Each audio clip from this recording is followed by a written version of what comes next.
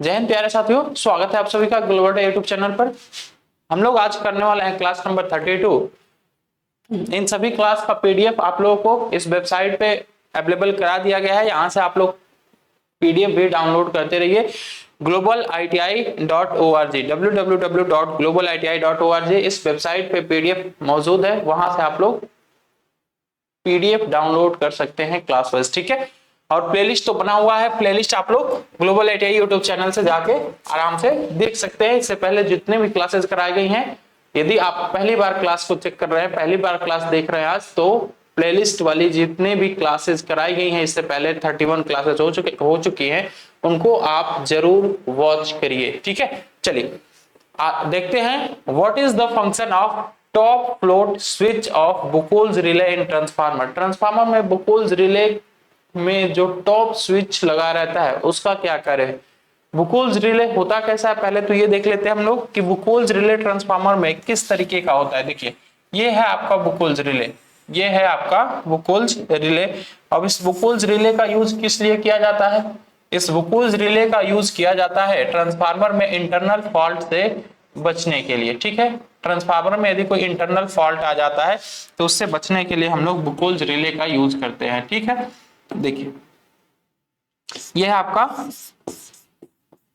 Buchholz relay, ठीक है। इसका यूज किस लिए किया जाता है? टू प्रोटेक्ट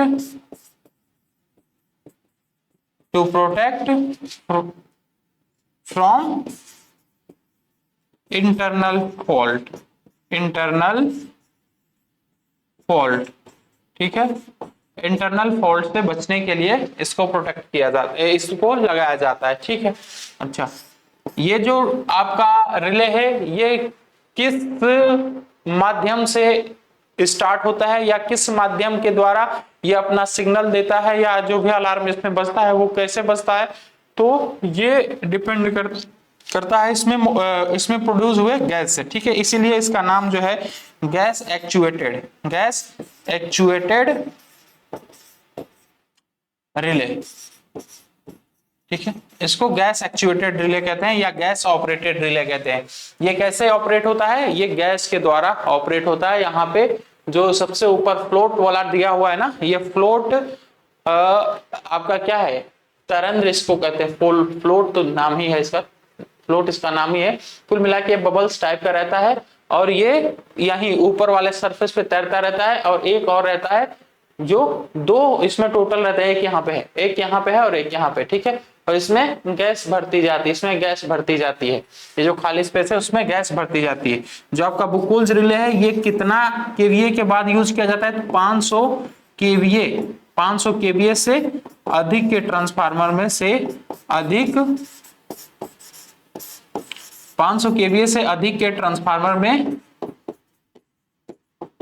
ट्रांसफार्मर में यूज किया जाता है, ठीक है।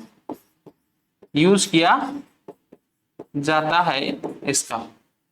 क्लियर इतनी बात? अच्छा चलिए, इतनी बात यदि आपकी क्लियर हो गई तो अब आपसे पूछा है कि ये जो ऊपर सबसे ऊपर जो फ्लोट है उसका कार्य क्या होता है? एक्टिवेट इन मॉइस्चर प्रेजेंस, मॉइस्चर के प्रेजेंस में ये एक्टिवेट होगा। अरे मॉइस्चर से इसको क्या मतलब है भाई? ये मॉइस्चर से ये एक्टिवेट नहीं होगा, ठीक है। एक्टिवेट एट ओवरलोडिंग कंडीशन, हाँ ओवरलोडिंग कंडीशन में ये एक्टिवेट करेगा, ये बात ठीक है, ये बात सही है। चलिए नेक्स्ट पॉइंट और देख लेते हैं हम लोग कि activate eight open circuit condition, open circuit condition में नहीं, activate at high temperature condition. Temperature से इसमें बहुत ज्यादा फर्क नहीं पड़ता है, ठीक है। यहां पे ऑप्शन कौन सा सही होगा? Activate at overloading condition, activate at overloading condition, जो कि बी ऑप्शन में दिया हुआ है, एकदम करेक्ट आंसर बनेगा। ये जो हमने तीन इंपॉर्टेंट पॉइंट लिखा है, इन तीनों इंपॉर्टेंट पॉइंट को जरूर नोट कर लेंगे आप सभी। चलिए नेक्स्ट क्वेश्चन पे आते हैं। देखो यहाँ पे हिंदी जो गूगल ट्रांसलेटर है वो किस तरीके से किया है। यहाँ पे लिखा है इसने करंट ट्रांसफार्मर। इसने क्या लिखा है भाई? Current transformer. करंट ट्रांसफार्मर का क्या मतलब हुआ? सिटी। और करंट ट्रांसफार्मर को इसने क्या लिख दिया? वर्तमान ट्रांसफार्मर, वर्तमान ट्रांसफार्मर, ठीक है। तो इसको थोड़ा सा करेक्ट कर लेंगे। ये आपके बुक जो क्वेश्चन बैंक है, क्वेश्चन बैंक में इसी तरीके से दिया हुआ, हमने क्वेश्चन वहां से एज इट इज उठाया है, तो ये देख लीजिएगा थोड़ा सा, ठीक है। ये क्या है? ये आपका धारा ट्रांसफार्मर का कोर कम प्रतिघात और कम कोर हानि क्यों कर रहा है? देखिए जो आपका सिटी है, सिटी के बारे में थोड़ा सा जान लेते हैं हम लोग। सिटी एक किस प्रकार का ट्रांसफार्मर है? ये स्टेप अप टाइप का ट्रांसफार्मर है, स्टेप अप टाइप का ट्रांसफार्मर, ठीक है। इसके सेकेंडरी साइड में नंबर ऑफ टर्न्स बहुत अधिक होते हैं। सेकेंडरी साइड में नंबर ऑफ टर्न्स अधिक होते हैं,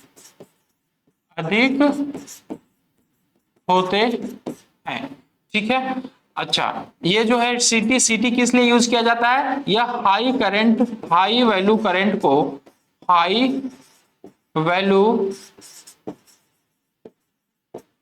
को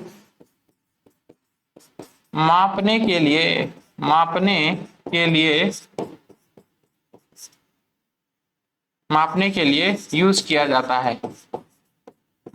लिए यूज किया जाता है, ठीक है। सिटी के बारे में एक चीज और लिख लीजिए कि ये क्या है? ये एक प्रकार का इंस्ट्रूमेंट ट्रांसफार्मर है, ठीक है। अच्छा, इंस्ट्रूमेंट ट्रांसफार्मर कौन कौन से होते हैं? एक होता है आपका सिटी और एक होता है आपका पीटी, पोटेंशियल ट्रांसफार्मर। ये कौन सा होता है? Potential transformer. तो जो आपका सिटी है ना, सिटी का जो परमेबिलिटी है, परमेबिलिटी इसका हाई होना चाहिए, ठीक है। इसके अंदर जो परमेबिलिटी हाई होना चाहिए और इसका जो रिएक्टेंस है, रिएक्टेंस का मान कम रहना चाहिए, ठीक है। रिएक्टेंस का मान कम रहना चाहिए और परमेबिलिटी हाई होना चाहिए। सिटी की ये कंडीशन होती है, ठीक है। तभी जाके इसके आउटपुट पे हमें प्रॉपर तरीके से करंट मिल पाएगा और प्रॉपर तरीके से हम लोग क्या कर पाएंगे? इसका मेजरमेंट कर पाएंगे, ठीक। तो यहाँ पे to minimise the error in reading में आई त्रुटि को पढ़ने के लिए हम लोग क्या करते हैं? इसमें लो रिएक्टेंस और लो कोर लॉस कंसीडर करते हैं सिटी के केस में, ठीक है भाई। चलिए आगे बढ़ते हैं हम लोग।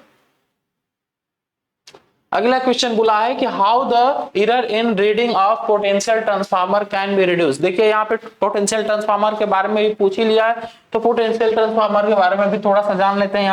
यहाँ पे लिखिएगा पीटी।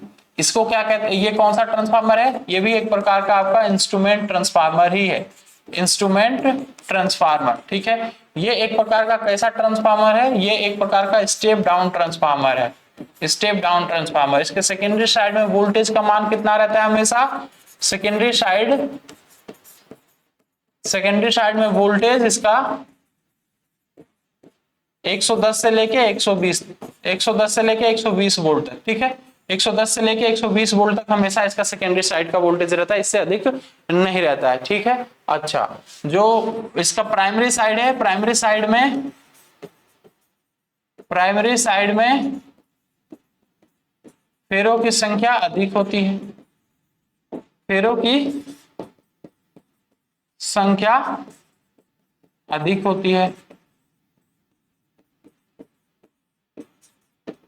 ठीक है। और इसका यूज हाई वोल्टेज को मेजर करने के लिए भी इसका यूज हम लोग करते हैं, ठीक है। अच्छा, चलिए अब इसके बारे में थोड़ा सा जान लेते हैं। ये क्या बोला है कि इसके विभव ट्रांसफार्मर को पढ़ने में त्रुटि को कैसे कम किया जा सकता है? विभव ट्रांसफार्मर का यूज किया है हमने वोल्टेज को मेजर करने के लिए, तो इसमें यदि कोई त्रुटि आ रही है तो उसको कैसे कम किया जा सकता है? तो उसकी त्रुटि को कम करने के लिए सबसे बढ़िया उपाय यही है कि जो इसमें कोर हमने यूज किया है उस कोर की क्वालिटी थोड़ी अच्छी यूज करें, अच्छी क्वालिटी का कोर यूज करेंगे जिसकी परमेबिलिटी थोड़ी सी अधिक होगी, तो हमारा जो लॉसेस होगा वो कम हो जाएगा, जो इसमें त्रुटि होगी, जो एरर होगा वो कम हो जाएगा, ठीक है। तो यहाँ पे providing good quality core material एकदम करेक्ट आंसर बन रहा है इस क्वेश्चन के लिए। चलिए अगले क्वेश्चन पे आ जाते हैं कि ऑफ लोड टाइप बदलने के ऑपरेशन से पहले लोड क्यों काट दिया जाता है? देखो, जो ये ऑफ लोड है ना, ऑफ लोड वाली प्रक्रिया कैसे की जाती है? जो यदि मान लीजिए कि कोई आपका ट्रांसफार्मर या आपका कोई सबस्टेशन है, सबस्टेशन कह लो या फीडर कह लो, ठीक है। सबस्टेशन कह लो या फिर फीडर कह लो, तो इनको ऑफ लोड पे कैसे लाया जाता है? इनको ऑफ लोड पे या सप्लाई से कट कैसे किया जाता है, या सप्लाई से कट कैसे किया जाता है, कैसे किया जाता है। तो देखिए इसको सप्लाई से कट करने के लिए सबसे पहला प्रोसीजर हमारा ये होता है कि सबसे पहले हम लोग सर्किट ब्रेकर को ओपन करें, ओपन सर्किट ब्रेकर टर्मिनल, ठीक है, open circuit breaker terminal. Circuit breaker terminal को क्या कर देंगे, ओपन कर देंगे, ठीक है। सर्किट ब्रेकर का टर्मिनल जब ओपन हो जाएगा तो हमारी लाइट क्या होगी, लाइट कट जाएगी। लाइट जब कट जाएगी इसके बाद फिर हम लोग क्या करते हैं, इसके बाद फिर open isolator contacts, open isolator contacts, ठीक है। हमेशा इस बात का याद रखेंगे कि सबसे पहले हम लोग सर्किट ब्रेकर को ऑफ करेंगे तभी आइसोलेटर को ऑन करेंगे। इसीलिए जो आइसोलेटर है, आइसोलेटर को हम लोग क्या कहते हैं, आइसोलेटर को हम लोग ऑफ लोड स्विच भी कहते हैं, ऑफ लोड स्विच भी कहते हैं हम लोग आइसोलेटर को, ठीक है। तो हमेशा आपका जो आइसोलेटर है ये नो लोड पे ही ऑपरेट होता है। यदि लाइन हमारी चार्ज है या लाइन में करंट का फ्लो हो रहा है उस समय कभी भी हम लोग आइसोलेटर को ओपन नहीं करेंगे। यदि ओपन करेंगे तो क्या होगा, तो उस समय चार्जिंग करंट का मान, या ऐसे कहिए कि जब हमारी आइसोलेटर वाली रॉड लाइन से दूर हटने की कोशिश करेगी तो उस समय एक बहुत ही हाई करंट फ्लो होगी आइसोलेटर के कांटेक्ट तथा लाइन के कांटेक्ट के बीच। जो हाई वैल्यू की करंट प्रोड्यूस होगी वो क्या करेगी, वो एक हाई या ऐसा कहिए कि बहुत ज्यादा मात्रा में स्पार्किंग प्रोड्यूस करेगी। वो स्पार्किंग हमारे जितने भी उपकरण लगे हुए हैं सब स्टेशन के पास में या ट्रांसफार्मर के पास में, उनके लिए बहुत ज्यादा हानिकारक होगा। उनके टर्मिनल्स को तबाह कर सकता है, उनके बूस्ट को खराब कर सकता है, या ऐसा कहिए कि जो आसपास ट्रांसफार्मर है उसमें आग लगने की संभावना हो सकती है। तो इसीलिए हमेशा आइसोलेटर को ऑफ लोड पे ही ऑपरेट किया जाता है, ठीक है। इसीलिए हमेशा आइसोलेटर को ऑफ लोड पे ही ऑपरेट किया जाता है। अब देख लेते हैं क्वेश्चन कि to disconnect the tapping from neutral point, नहीं डाइवर्टर के चलते हुए संपर्क को भी संयोजित करना, नहीं avoid heavy sparking at the contact point, yes sir एकदम करेक्ट बात बोला है कि हैवी स्पार्किंग को अवॉइड करने के लिए, हैवी स्पार्किंग को कम करने के लिए हम लोग इसका यूज करते हैं और हमेशा इसे ऑफ लोड पे ही ऑपरेट कराते हैं, ठीक है। पावर ट्रांसफार्मर में भाग का नाम क्या है, ये जो आपके सामने एक आकृति दी हुई है, इस आकृति का नाम बताना है।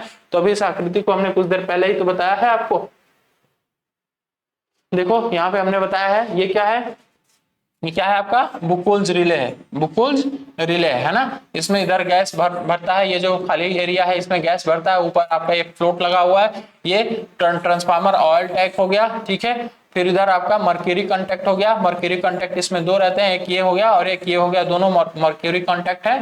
फिर आगे आपका एक make contact for gas release और make contact for short circuit, ठीक है। शॉर्ट सर्किट की कंडीशन यदि होगी तो उस समय यहां से ऑपरेटेड होगा, और यदि आपका जो ऑयल है, ऑयल ज्यादा हीट हो जाता है या उसमें ज्यादा ओवरलोडिंग, आपके ट्रांसफार्मर में ज्यादा ओवरलोडिंग हो रही है, तो उस समय ये आपका ऊपर वाला जो टर्मिनल है वो शॉर्ट हो जाएगा, तो वहां से आपका अलार्म बजने लगता है और ट्रांसफार्मर पे या तो लोड कम किया जाता है, नहीं तो सीधे सीधे सप्लाई कट कर दी जाती है, ठीक है। चलिए तो हम लोग यहाँ पे थे, ये क्या है हमारा, ये है बुकोल्स रिले, क्या है भाई, ये बुकोल्स रिले है।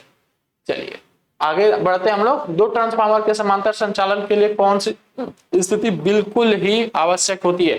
देखो दो ट्रांसफार्मर के संचालन के लिए हमने आपको कंडीशन बताया था, जितने लोग क्लास किए होंगे उनको पता होगा कि ट्रांसफार्मर के समांतर प्रचालन करने के लिए क्या क्या हमने बताया था। सबसे पहला चीज था हमारा कि जो इसका फेज सीक्वेंस है, फेज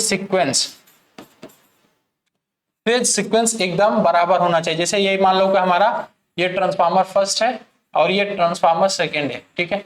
दो हमारा ट्रांसफार्मर हो गया और यहाँ पे 3 बूस ऊपर हो गए, 3 बूस इसके ऊपर हो गए, और ये हमारी लाइन हो गई ऊपर की तरफ, ये हमारी लाइन हो गई, ठीक है। तो यदि मान लो कि ये हमारा आर, देखो ये थोड़ा सा ज्यादा इधर कॉम्प्लिकेटेड हो जा रहा है ना, चलो मैं इधर बताने की कोशिश करता हूं एक बार। मान लो कि हमारा लाइन फर्स्ट है, ये line second, transformer first transformer second, ठीक है। और ये हो गया हमारा आर वाई बी। तो तो जिस सीक्वेंस में, जैसे इसके ऊपर 3 टर्मिनल हो गए, इसके ऊपर भी 3 टर्मिनल हो गए, तो जिस सीक्वेंस में इसको ऐड करेंगे, जैसे हमने बी को इससे कनेक्ट किया, फिर हमने वाई को इससे कनेक्ट किया, और हमारा जो आर वाला टर्मिनल है, आर वाले टर्मिनल को हमने इससे कनेक्ट किया, तो सेम इसी क्रम में इसको भी कनेक्ट करेंगे हम लोग। जैसे बी वाले को हमने इससे कनेक्ट किया और वाई वाले को हमने दूसरे वाले टर्मिनल से कनेक्ट किया, और जो हमारा आर वाला टर्मिनल है उसको भी हम लोग इसी सीक्वेंस में कनेक्ट करेंगे। आर वाई बी तीनों को एकदम सीक्वेंस में ही कनेक्ट करेंगे। यदि सीक्वेंस में नहीं कनेक्ट करेंगे तो यहाँ पे सर्कुलेटिंग करंट का मान बहुत ज्यादा बढ़ जाएगा। सर्कुलेटिंग करंट का मान बहुत ज्यादा बढ़ जाएगा तो यहाँ पे क्या हो जाएगा, पावर, मतलब सर्कुलेटिंग करंट ही नहीं, सीधे सीधे इतना समझो कि फेज सीक्वेंस जैसे ही जीरो हुआ ना, जैसे ही चेंज हुआ फेज सीक्वेंस, तो सीधे सीधे इस ट्रांसफार्मर के द्वारा जो आउटपुट पावर होगा वो जीरो हो जाएगा। ठीक है, सीधे सीधे इतना समझिए। सर्कुलेटिंग करंट का कंसेप्ट छोड़ दीजिए अभी। यदि फेज सीक्वेंस नहीं एक समान हुआ तो आपका ट्रांसफार्मर कोई आउटपुट नहीं देगा, उस समय आउटपुट पावर एकदम हो जाएगा जीरो। ठीक है, तो ये सबसे बड़ी कंडीशन है इसकी। तो फेज सीक्वेंस इसका क्या होना चाहिए, हर हाल में इसका फेज सीक्वेंस सेम ही होना चाहिए। ठीक है, दूसरी कंडीशन हमने क्या बताई थी, दूसरी कंडीशन हमने ये बताई थी कि ये समान रेटिंग के होने चाहिए। ठीक है, सेम रेटिंग के होने चाहिए, सेम रेटिंग के होने चाहिए। ठीक है, इनका जो इंपीडेंस है, इनका जो पर यूनिट इंपीडेंस है,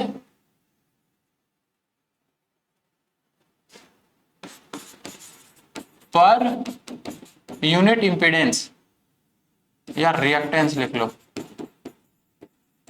इनका पर यूनिट रिएक्टेंस सेम होना चाहिए। ठीक है, और फ्रीक्वेंसी भी सेम होनी चाहिए, फ्रीक्वेंसी भी सेम होनी चाहिए। तो ये कुछ कंडीशंस थी, हमने कंडीशन, सारे कंडीशन वहां पे बताया है जहां हमने आपको इसके बारे में लिखाया है या पढ़ा।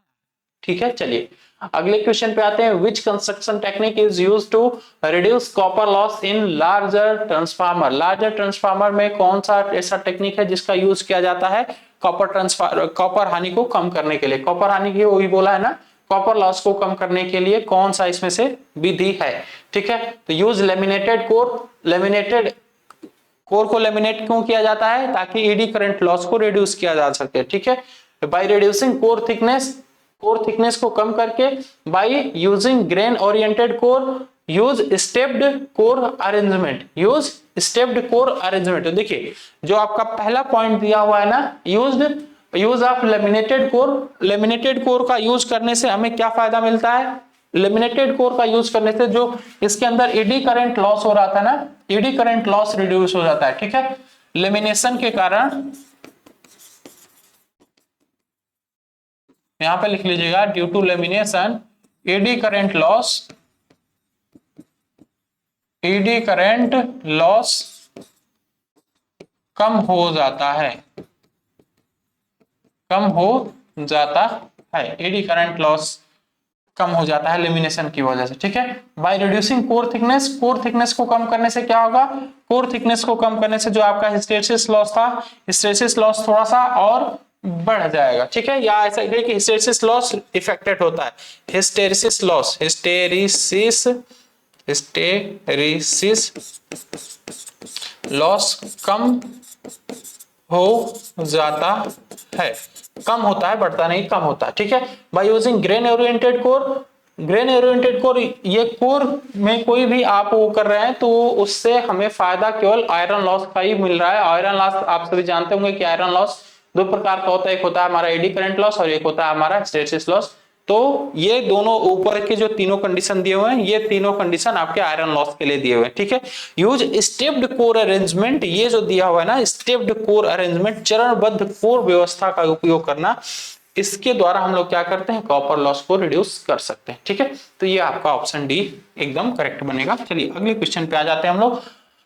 ट्रांसफार्मर का नाम क्या है, आपके सामने ये ट्रांसफार्मर दे रखा है और इस ट्रांसफार्मर का नाम आपसे पूछा है। तो देखिए इस ट्रांसफार्मर को पहचानने के लिए सबसे आसान तरीका यही है कि इसके कोर को देखिए, इसके अंदर जो कोर यहाँ पे बना हुआ है ना, इस कोर को देखिए, ये जो कोर है ना, ये जो कोर बना हुआ दिख रहा है आपको, ये कोर एकदम यहाँ पे खाली है, एकदम खाली है, तो इसीलिए इसका नाम क्या हो जाता है, air core transformer, air core transformer. ठीक है, इसी तरीके इसी से मिलता जुलता एक और ट्रांसफार्मर होता है आपका, देख लीजिए कौन सा है, ये है एक और ट्रांसफार्मर, चलिए मैं इसको इधर ही रखता हूं, इसको थोड़ा सा साइड कर लेता हूं, है ना।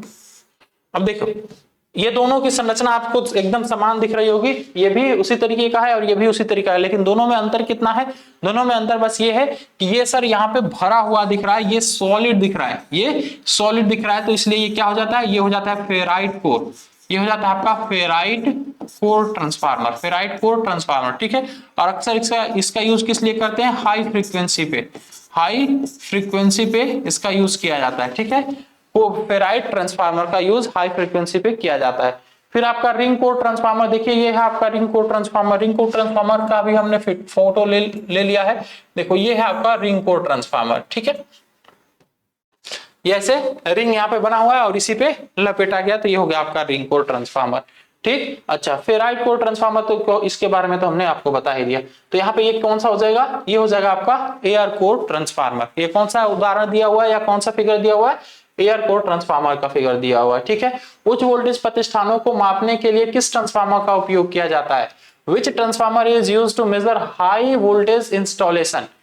हाई वोल्टेज इंस्टॉलेशन को मेजर करने के लिए, देखिए अभी हमने कुछ देर पहले पीटी के बारे में बताया ना, सीटी जो है हाई करंट को मेजर करने के लिए यूज करी जाती है। देखो हमने यहाँ पे पीटी के बारे में बताया था, कहाँ गया, कहाँ गया भाई? ये है ना पीटी, प्राइमरी ट्रांसफार्मर, यहाँ पे हमने लिखा नहीं क्या? चलो लिख दो कि high voltage measurement, high voltage measure करने के लिए इसका यूज किया जाता है पीटी का, ठीक है। तो चलिए आ जाते हैं अब हम लोग क्वेश्चन पे अपने। क्वेश्चन कहाँ गया हमारा? ये है ना, यहाँ पे क्या हो जाएगा? Potential transformer. पोटेंशियल ट्रांसफार्मर का यूज हम लोग करते हैं हाई वोल्टेज को मेजर करने के लिए, और हाई वैल्यू करंट को मेजर करने के लिए हम लोग किसका यूज करेंगे? सिटी का यूज करेंगे, करंट ट्रांसफार्मर का यूज करेंगे। चलिए पावर ट्रांसफार्मर पर लगे हुए ब्रेदर में नमी को कैसे नियंत्रित किया जाता है? नमी को नियंत्रित करने के लिए हम लोग क्या लगाते हैं? सिलिका जेल लगाते हैं। क्या लगाते हैं दोस्त? Silica gel, silica gel. देखिए अब इस सिलिका जेल का कलर कैसा होता है, यही कलर डिसाइड करता है कि जो हमारा ट्रांसफार्मर है, ट्रांसफार्मर का आयल कितना नमी सोख लिया है या कितना ये खराब हो चुका है, ठीक है। देखो सिलिका जेल ये किस कलर का होता है? यहां से क्वेश्चन, यहाँ पे तो मान लीजिए कि आपका बोर्ड का ये पेपर है, तो यहाँ पे थोड़ा सा डेप्थ में नहीं पूछा है, लेकिन जब आप कंपटीशन में बैठते हो तो उस समय इसके कलर से एक क्वेश्चन बनता है। इसके कलर से किस तरीके का क्वेश्चन बनता है, ध्यान पूर्वक देखिएगा। यहाँ पे देखो मार्केट में जो आपका सिलिका जेल होता है ना, मार्केट में उपलब्ध है किस कलर में? मार्केट में उपलब्ध होता है आपका सफेद कलर में, सफेद रंग, ठीक है, सफेद रंग। अब कहेंगे आपके सर ये सिलिका जेल होता कैसा है, पहले तो ये बता दीजिए। देखो आपके घर में कोई थोड़ा सा कीमती इक्विपमेंट, इलेक्ट्रॉनिक इक्विपमेंट जब खरीद के आता है, जैसे कि आपका हो गया एलसीडी जो आप लोग लेके आते हैं, मतलब बड़ी स्क्रीन वाली एलसीडी हो गई, ठीक है, या थोड़ी सी महंगी मोबाइल हो गई, ठीक, या आपका कोई फ्रीज हो गया, कोई कूलर हो गया, थोड़ा महंगा वाला कूलर, ठीक है, या कोई भी आप इलेक्ट्रॉनिक्स इक्विपमेंट जब खरीद के लेके आते हो तो उसके अंदर एक इतनी छोटी सी पुड़िया रहती है, इतनी छोटी सी पुड़िया रहती है, और उसके अंदर आप लोग देखते हो तो सफेद सफेद कलर का इतना छोटा छोटा छोटा छोटा गोली रहता है। वो किस लिए रखा जाता है? वो इसलिए रखा जाता है कि इसमें मॉइस्चर ना कहीं से एब्जॉर्ब हो पाए। अब मॉइस्चर यदि आए तो ये सिलिका जेल जो उसमें डाला गया है सफेद कलर का, वो उसको एब्जॉर्ब कर ले, ठीक है। कुल मिला के नमी से बचाने के लिए ही वो सिलिका जेल डाला जाता है उन सभी कवर के अंदर, ठीक। तो ये मार्केट में किस कलर में उपलब्ध है? सफेद कलर में। लेकिन जो सिलिका जेल ट्रांसफार्मर में यूज किया जाता है वो किस कलर का होता है? वो होता है आपके बैगनी कलर का, बैगनी कलर का, ठीक है, वॉयलेट। किस कलर का होता है भाई? बैगनी कलर का। और जब ये नमी सोख लेता है, जब ये सिलिका जेल नमी सोख लेता है, तो नमी सोखने के बाद किस कलर का हो जाता है भाई? पिंक कलर का हो जाता है, पिंक, पिंक कलर का हो जाता है, या कहिए कि गुलाबी, गुलाबी कलर का, ठीक है। कब? नमी सोखने के बाद, नमी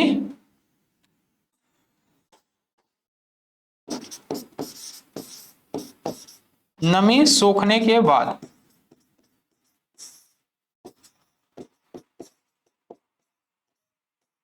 नमी सोखने के बाद ये किस कलर का हो जाएगा आपका, ये हो जाएगा पिंक कलर का। ठीक है, तो अब देख लेते हैं हम लोग क्वेश्चन में क्या पूछा था। क्वेश्चन में केवल इतना ही पूछा था कि ब्रेदर में नमी को कैसे नियंत्रित किया जाता है, तो इस सिलिका जेल का यूज करके किया जाता है। बाकी ये कलर से ज्यादा क्वेश्चन बनता है, तो हमने कलर के बारे में बता दिया कि मार्केट में जो आपका उपलब्ध है सिलिका जेल वो सफेद कलर का होता है, लेकिन जो सिलिका जेल ट्रांसफार्मर में यूज किया जाता है, ट्रांसफार्मर में यूज करने वाले जो सिलिका जेल होते हैं वो बैगनी कलर के होते हैं, और जब उसमें वो नमी को सोख लेता है तो वो पिंक कलर का हो जाता है, धीरे धीरे पिंक कलर में चेंज होने लगता है। हमें पता चल जाता है, जब पता चल जाता है कि ये पूरी तरीके से पिंक मतलब दिखता रहता है, क्योंकि ये एक ग्लास का कवर होता है, उसी में लगाया जाता है इसको। तो जब ये पूरी तरीके से पिंक कलर का हो जाता है तो फिर उसको निकाल के उसको हीट कर दिया जाता है। जब आप हीट कर देंगे तो फिर से वो बैगनी कलर में चेंज हो जाता है, फिर उसका हम लोग यूज कर सकते हैं। ठीक है, तो ये हो गया आपका सिलिका जेल के बारे में। चलिए अगला क्वेश्चन देखते हैं कि ट्रांसफार्मर पर ओपन सर्किट परीक्षण किस लिए किया जाता है। तो ये तो हमने पिछले क्लास में ही बताया था आपको कि ओपन सर्किट टेस्ट जो है ये किस लिए किया जाता है भाई। ओपन सर्किट टेस्ट के द्वारा हम लोग आयरन लॉस की गणना करते हैं। आयरन लॉस की गणना करते हैं। आयरन लॉस कौन कौन सा होता है, ये दोनों होता है। एक होता है आपका ED current loss, eddy current loss, ठीक है, और एक होता है आपका हिस्टेरिसिस लॉस, हिस्टेरिसिस लॉस। तो ये दो लॉस होते हैं आपके आयरन लॉस में। ठीक है, तो यहां पे देख लेते हैं कौन सा होगा भाई। हिस्टेरिसिस लॉस अलग दे दिया, ईडी करंट लॉस अलग दे दिया, कॉपर लॉस दिया है, कोर लॉस। चलो कोर लॉस दिया हुआ है ना, आयरन लॉस को हम लोग कोर लॉस भी कहते हैं। आयरन लॉस को हम लोग क्या कहते हैं, कोर लॉस भी कहते हैं। ठीक है, तो यहाँ पे ये दोनों होगा तो लेकिन ऑप्शन ही ऐसा दिया रहता है कि फर्स्ट एंड सेकंड दोनों, तब जाके हमारा ये बनता, लेकिन कोर लॉस नीचे दे दिया है तो कोर लॉस एकदम करेक्ट आंसर बनेगा। चलिए अगला क्वेश्चन देखते हैं कि ट्रांसफार्मर के तेल के क्रैंकल टेस्ट से किसका निर्धारण किया जाता है। क्रैंकल टेस्ट होता कैसा है पहले ये समझो। देखो इसका सबसे बढ़िया एग्जाम्पल मैं आपको देता हूं, एक छोटा सा एग्जाम्पल समझिएगा। आप कढ़ाई पूरी तरीके से गर्म, जैसे सब्जी आपको बनाना है तो आप क्या करते हो, कढ़ाई को गर्म करते हो, कढ़ाई को गर्म करके उसमें तेल डालते हो। ठीक है, और यदि मान लो कि तेल जब आप डाल रहे हो, कढ़ाई आपकी हो गई है पूरी तरीके से गर्म और उसमें आप तेल डाल रहे हो, बाय द वे गलती से थोड़ा सा पानी गिर जाता है, आपने मसाला डालने के लिए थोड़ा सा पानी रखा था, पानी भी थोड़ा सा गिर जाता है, तो पानी गिरने के बाद कैसी आवाज आती है, चट चट चट चट चट चट चटटाहा की आवाज आती है। वो जो पानी है, पानी वहां से सूखने की मतलब पानी को हटाने की कोशिश करता है वो जो तेल रहता है। ठीक है, तो ये टेस्ट भी कुछ इसी तरीके से किया जाता है। इसमें करते क्या हम लोग, देखो ये एक हमारी हो गई टंकी, ठीक है, और इसमें ये जो डाला गया है ना, इसमें टंकी नहीं, ये हमारा हो गया हीटर, और इसमें हम लोग ऑयल को भर देते हैं। ठीक है, और जब ऑयल को भर के इस पे रखा जाता है तो क्या होता है, यहाँ पे यदि नमी इसमें मौजूद रहेगी तो चटचटाहट की आवाज आएगी, और यदि नमी नहीं मौजूद रहेगी तो कड़कड़ाहट की आवाज आएगी। ठीक है, तो ये हो गया आपका क्रैंकल टेस्ट। बस सिंपल सा एक तरीका है टेस्ट करने का, जो कि हम लोग मतलब आप सभी जानते हैं। बस ये ऐसे एक टेस्ट किया जाता है तो इसका नाम एक बना दिया है क्रैंकल टेस्ट। तो ये है आपका क्रैंकल टेस्ट, और क्रैंकल टेस्ट के द्वारा हम लोग किसका मेजर करते हैं भाई, नमी का। ऑयल में, ट्रांसफार्मर ऑयल में मौजूद नमी का टेस्ट किया जाता है। किसके द्वारा, मौजूद नमी का टेस्ट किया जाता है आपके क्रैंकल टेस्ट के द्वारा। ठीक है, क्रैंकल टेस्ट के द्वारा। चल अगला क्वेश्चन देख लेते हैं हम लोग कि पावर ट्रांसफार्मर का कोर बनाने के लिए किस सामग्री का उपयोग किया जाता है। तो पावर ट्रांसफार्मर का कोर बनाने के लिए हम लोग CrGO कोर का यूज करते हैं, ये तो सभी को पता होगा। चलिए, what is the name of transformer. ये जो आपके सामने ट्रांसफार्मर दिया हुआ है, ये कौन सा ट्रांसफार्मर है, ये कौन सा ट्रांसफार्मर है। तो चलिए इस ट्रांसफार्मर को समझने के लिए थोड़ा सा इस फिगर को भी देख लेते हैं हम लोग। इस फिगर को देखने से कुछ ज्यादा क्लियर हो जाएगा। देखो कुछ इसी तरीके का ये भी फिगर है क्या, ये जो फिगर हमने ले रखा है कुछ इसी तरीके का ये भी फिगर है, उधर प्राइमरी सेकेंडरी, इधर प्राइमरी सेकेंडरी।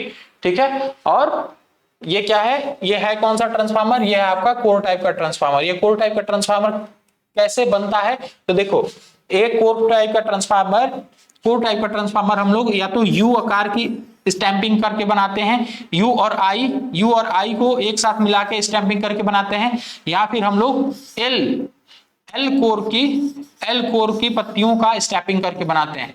ठीक है, स्टैंपिंग।